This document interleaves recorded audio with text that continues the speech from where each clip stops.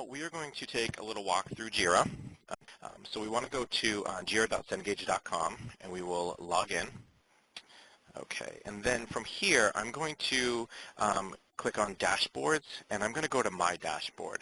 In the video that I gave the link for the dashboard basics, we actually use the MTQA as an example, and this is the dashboard that I use as an example. So it'll be very helpful for you guys if you take a look at it.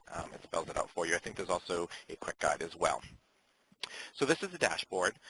These little colored boxes that you see with different information, these are called gadgets.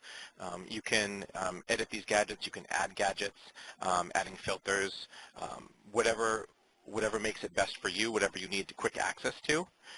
Mine is pretty much standard as I copied it. That can be shown in the video as well.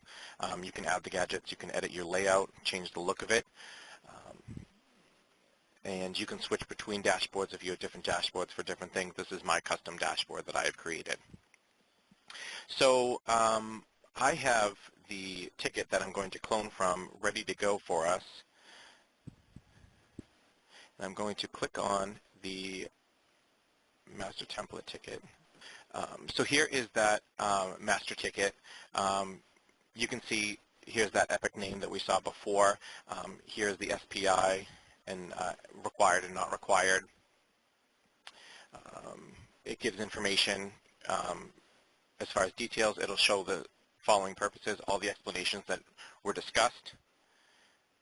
We can see what it's linked to, what it's cloned to is the master template ticket.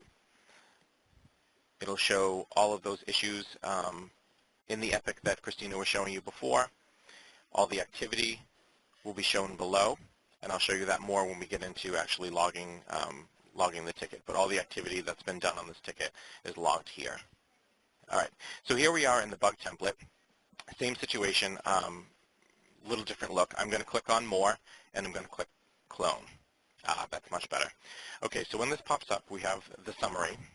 And for this exercise, just so everyone knows, it's a fake ticket.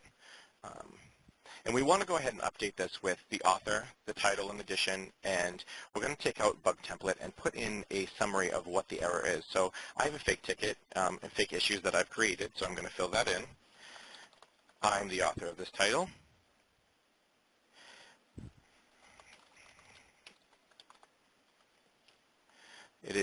The title is Training Test, First Edition.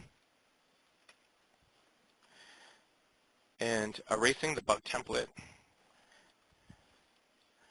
we're missing an image, and training, intro, and create. It does take a minute.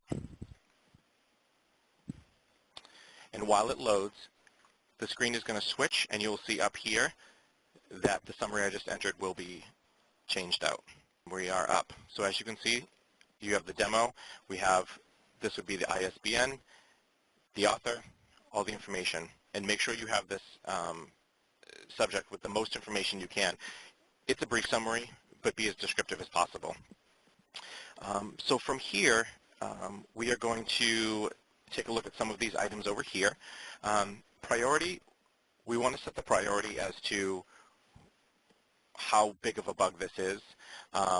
If it's something there's information that's completely missing, it might be, a small typo or a small, issue.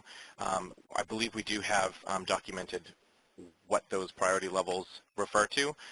Medium is where we'll be today. You can also choose which versions it will affect. The label will be the ISBN. You can just confirm that. Change the edition as needed. So we will go down to, we want to make sure that severity matches the priority. You don't want to have a high severity with a medium priority. So you want to make sure that those match. Your core ISBN will be here. The epic theme you can leave as is. This is the SSO MindTap ISBN. And the epic link. This is auto-populated. It's going to link back to that master ticket that Christina was talking about earlier. Make sure the operating system and the browser that is affected are filled in. And triage right now is going to be no. Later when we assign that, this will be assigned to Caroline Fogliatta's team, and they will take a look at it. Once they take a look at the error, determine where it needs to go, what needs to be done, it'll be related to the, it'll go to the CDPM. If it's a regular XML error, they will review the error.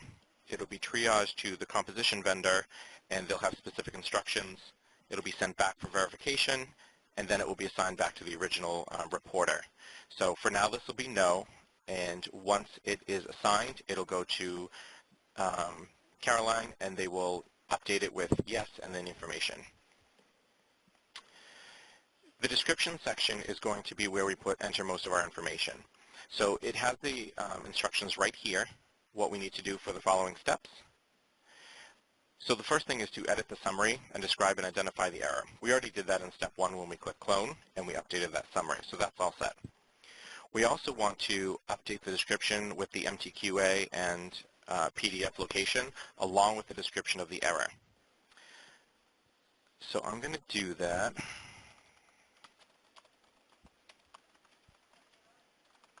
This is a fake error that I've created. So we have an image that's missing under the chapter introduction. So we will include the MTQA location.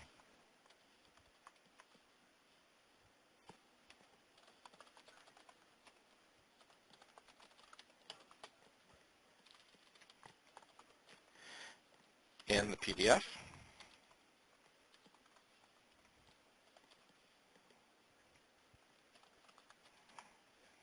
We're just going to leave it there. There's more information, but we don't need it. So as long as we have the MTQA and the PDF location along with the description of the error. The next step is to include screenshots if applicable. You can do that over here at the drag and drop, where you can drag and drop the files in, or you can do select files.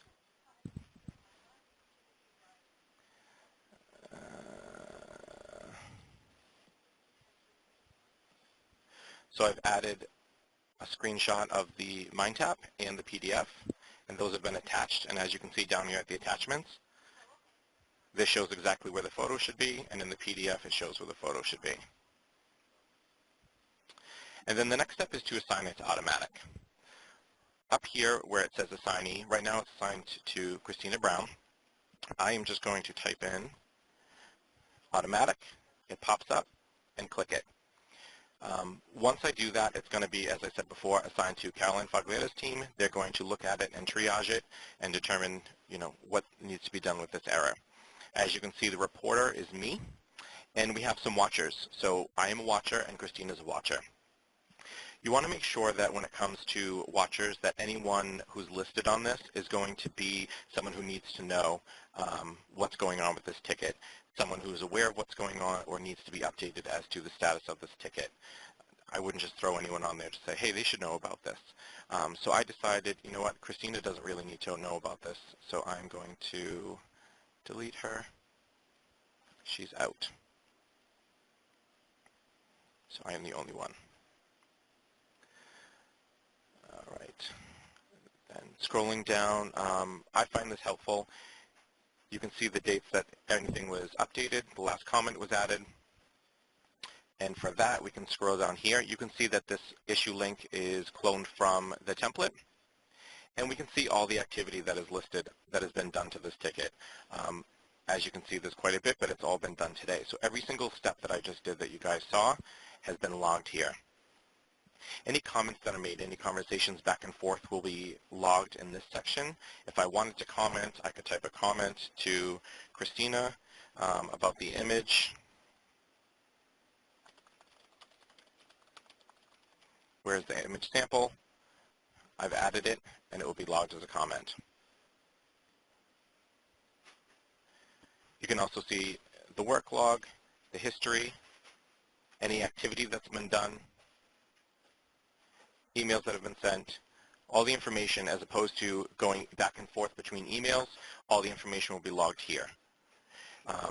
With that said, if there is an update on this, an email will be sent to those people who are included on this ticket. So as a watcher, where Christina was listed, if I had made all these changes, I guarantee she had gotten an email. I've gotten 6. Okay, awesome. So all these changes that I made, she was being notified the entire time, just to let her know, hey, Scott's doing something on this ticket. Another thing, as we come up here, you can see the last comment is listed. The last thing that came through, it's kind of a quick glance. You can see what the last conversation was. Up at the top here, we have status, so you can see a quick view where we are. The options will be open, in progress, resolved, verified, reopened, or closed. One of the items that is important for you guys to take care of is once the issue has been taken care of and it has been closed, send back to my dashboard. Over here, under MTQA reported by me, assigned to me, need to verify and close. When that's been assigned back to you, you need to verify that everything has been completed, all the changes have been made, and go ahead and close that out. Otherwise, it kind of hangs out in limbo. So you want to make sure you perform this step to complete the process. So verify and close the ticket once it's been resolved and that the problems have been fixed.